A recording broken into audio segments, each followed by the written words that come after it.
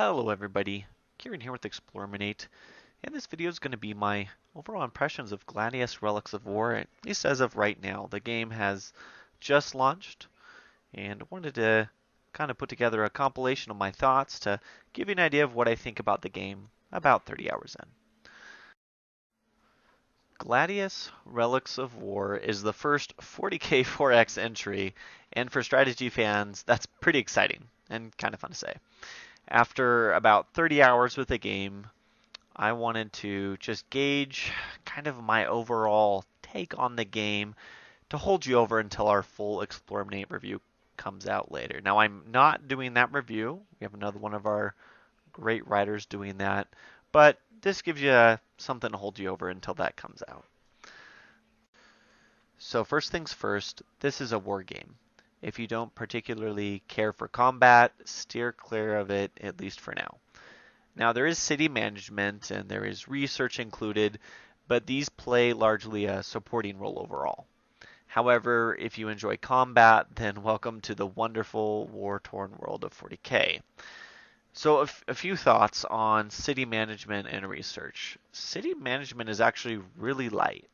You build buildings so you can have access to certain types of troops, build those buildings again so you can train troops faster, or use these buildings to generate resources. That's about it. And outside of some light prioritization on what do I need now, what should I build in which order, there isn't really a lot of great strategic or tactical choices to be had for the player. Now, while this might sound like a dig at the game design, we are playing this game for city management. And the streamlined approach helps you ensure that you stay focused on combat, you're not getting dragged down into what's going on your colony or colonies. Now, as for research, each tier requires a certain number of lower tier technologies that have to be researched prior to you progressing further on the tree. And I've seen some people say, oh, this looks not as complex. Actually, I'd say it's stronger than the city management. The tree itself isn't as complex as something like, say, Civ 5's tech tree, but I would argue there's at least as much variation, because anybody who's played Civilization a lot knows there's ultimately some optimal research paths. I don't think that's unique. But in Gladius, research unlocks, again, important buildings, so new buildings to train new units. You can upgrade certain units, unlock heroes. And while this sounds simple, it actually does provide some pretty decent decisions for players, I found. Because of the time research takes and how quickly the battles are occurring, you're forced to choose between, do I increase damage with my current units, or do I work towards getting a newer, better, stronger one? Now, while research and city management are a part of the game, when you get down to the basics, the game is about war. And most of your decisions are going to center around getting troops to the front lines, maintaining that steady flow of bodies, machines, bullets to overcome your opponent. Because there's no diplomacy, and I think that fits for the game personally. But what about combat? So that's what it's about. Is it worth it? I say, yeah, it's pretty complex actually. So combat is quite enjoyable. It brings over a myriad of stats and adds more strategy than just your typical 1 unit per tile 4x game. For example, you need cover from fire, position your troops in a forest. Need to kill said units in a forest, send in the melee, that's the answer. And there's a ton of different stats that add variety to the combat that you don't normally get if you're looking at a typical 1 unit per tile, compare strength value X with strength value Y and see what the damage is. For example, and I'm not going to go into all of them because there's quite a few that are actually very meaningful you have to take into account so you can actually kill stuff. What's the armor of the unit you're attacking? It reduces damage quite noticeably with some of the armored units. What's your accuracy? That determines how much you hit. Every guy fires a gun. If you're going to miss with most of those bullets, it's not going to be super effective. And then that's also affected by morale. So you lose morale, your accuracy goes down. And then weapons themselves and units do have a slew of unique abilities that changes how you might use them. Easiest example, rapid fire. extra damage going to be coming out of unit if you're within half range. So do you close that gap to the unit, maybe put them in melee position just from the get-go to do more damage? These are some of the decisions you have to make, and they've brought these decisions in pretty well, I'd say. Now, I won't go into depth here, really into all the combat, because I can make a whole video on that on our own here. But this game does come the closest to the depth I have enjoyed in Age of Wonders 3. It's not as deep as Age of Wonders 3, but it's probably the closest of any game I've seen since then. And coming from me, if you know me, I just head over shoulders in love with Age of Wonders 3. So that's a big compliment to Proxy Studios and this game. Now, before I wrap the video up, let me do just a quick little breakdown of how the different races play, because Proxy Studios really did put some thought in implementing and differentiating the four races, more so than a lot of games I play. And, full disclosure, there's a lot I haven't experienced at the end game, some of the big units and such, I haven't actually got to play with, just based on how I've been doing my Let's Play series and the time I've been able to spend with a game. But overall, let's start with orcs, I guess. Why not with the WOG? So they have a pretty cool mechanic. They enjoy damage buffs or debuffs, I guess, depending on your influence level, which has you kind of do a little bit more of a balancing act, think a little bit more about managing your economy. And then the orc fungi, I think it's called, it litters the map and you can spread it to some degree. It boosts the healing rate, and there are techs to make sure it heals even better, which is really cool. Because normally you just throw orcs away because they're orcs, they just like fighting. But this helps give a little bit more life and longevity to your troops. And they bring all kinds of fun toys to the battle. They bring, basically like big old, I don't know, swords and choppas. They have their kind of thrown together mechs, missile units, tank bustas, bombers, all the zany options you'd expect from orcs in 40k. They're there.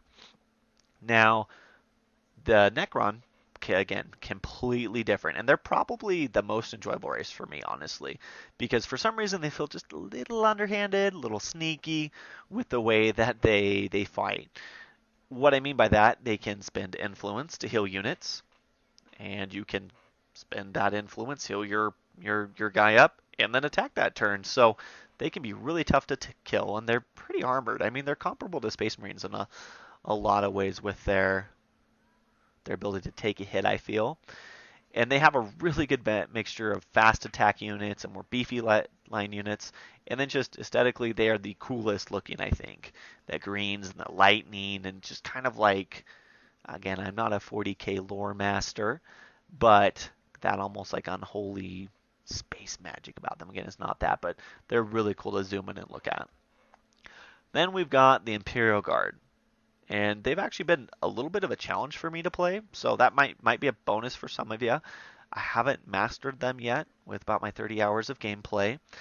So there's the potential for a lot of units you have, which can be weak. Commissaires can buff your line troops to actually make them quite powerful, but they can quickly be whittled through.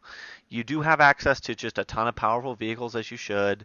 The Hydra, the Baneblade eventually. But they do feel the most diverse to play to me. I think just because it's almost like you can build around troops or machines or both. And nothing's more satisfying than getting that 6-tile range Basilisk out there and just shoot people from super far away. It's a lot of fun. I recommend it to everybody. And then finally we've got our Space Marines, our superhumans, super armored. They're super strong. Let's just put super in front of anything, I guess.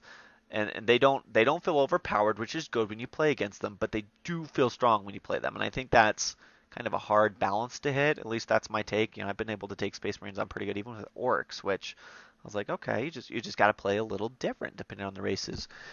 The one critique against them, I actually feel like their endgame units are a little lackluster. The orcs, you get this massive like beast thing, I forget what it's called, or these giant mechs. Imperial Guard, you get the Baneblade, Necrons, you get some really cool looking units.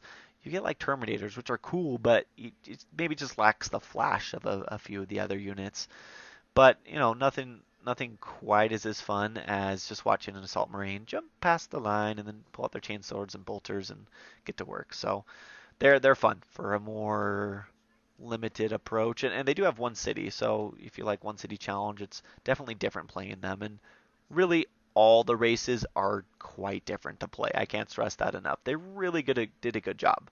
They very much play different. You can't play the same strategy with different races, even though some of the things like tech trees and stuff might appear, at least if you do just a quick pass, like, oh, it's the same setup. Well, sure, maybe, but the actual mechanics of winning battles and wars is going to be noticeably different. But yeah, so I mean there we have it. Overall, let me try to wrap my thoughts up here. I guess Gladius does bring a lot of good ideas to the table, and the most important thing, it feels like a really solid foundation that can be built upon. There's a lot of unique stuff here, a lot to like. Yes, there are some weaker points to the games. The quests I'm not super impressed with. That way of winning, it's a war game, right? But the more I play 4X games, the more I realize that no game really is going to be perfect at launch, not with 4X. But thankfully, because they enjoy years of support, you want to look for that foundation. Are there design decisions the devs have made that could potentially hinder improvements in the future? Have they made decisions with the not necessarily the engine, but the way things might function, like mechanics or how you manage your empire, combat, things like that, that's how it's going to be. And if you don't like that, you're still not going to like it come expansion, 1, 2, 3, 4. But overall, I think this is a solid start. Now, again, a few cautions. This is a war game. I can't stress that enough. If you don't like combat, if that's not enough to keep you going, you're not going to enjoy this game. You just won't. And honestly, it does at times get a little tedious. I haven't finished at least one game, and it's not because combat's lacking, but remember, you're just throwing troops at each other. You're going to have the same engagement, same matchups, and it's a slow push. And once you get to that enemy city, taking their capital out, if they have multiple cities, that's hard to do. You focus your economy, your city placement, everything really is just focused on pumping more units to send them in the meat grinder. And, right now, like I said, about 30 hours in the game. There's still stuff to explore. Really, I've only got to the late game, well, mid game with Necron, finished a game with Space Marines, Imperial Guard, Orcs, still got to see that late game. So that's 30 hours in. Now, with me doing Let's Plays and stuff, I've done new playthroughs, done some on my own. So to get as far into games as I have, with you doing that, it's not probably going to be 30 hours. But I do still definitely feel like there's units to explore end game I don't really feel like I have a grasp on yet, which is a good indication. It's not a quick flash in the pan, 10 hours, you're like, oh, I've seen everything. At least I don't think so. And games do take surprisingly long on larger than medium maps because of the territory you have to cover and things. So it's not even a game you're going to finish in one night, which was kind of surprising to me, but a good surprise. And yeah, I mean, ultimately, time's going to tell with this where I sit with this game in a few months from now. I'm probably not going to have 200 or 300 hours in this game in 2 or 3 months, honestly, but I hope Proxy Studios has some good support they're planning for this game, because that's really what is going to move this from what I think is a pretty solid game, depending on your preferences. Again, this is a war game. It does a good job at that, but what are they going to add in the future? I think definitely adding more races with the same level of uniqueness is going to help with that. And there's definitely features and things I've come across that I'm like, they could probably add this in the game and make this a little bit more complex and things. So I hope they have a really good support planned out, because if they do, this game's gonna, I think, just keep getting better and better overall. But we'll have to see. But yeah, so 40K is a pretty dark, grim thing. They get that feeling over. But I think for Gladius, if this is managed well, it's gonna have a pretty bright future. So those are my thoughts. That's Gladius Relics of War, folks. If you're looking for more in-depth analysis, wait for our review. It's gonna come up full Explorminate fashion, where you get everything. We go in depth. That's why we take time with our reviews. We have a really good discussion going on our Steam forums on Explorminate. On Steam, Explorminate, just find us if you're not familiar with that. on the game. I'm trying to answer specific questions. And again, as always, hit me up with questions here on YouTube. I try to check in every couple days, at least to make time for comments if they do come. So thanks for watching this. Hopefully this has been helpful for you.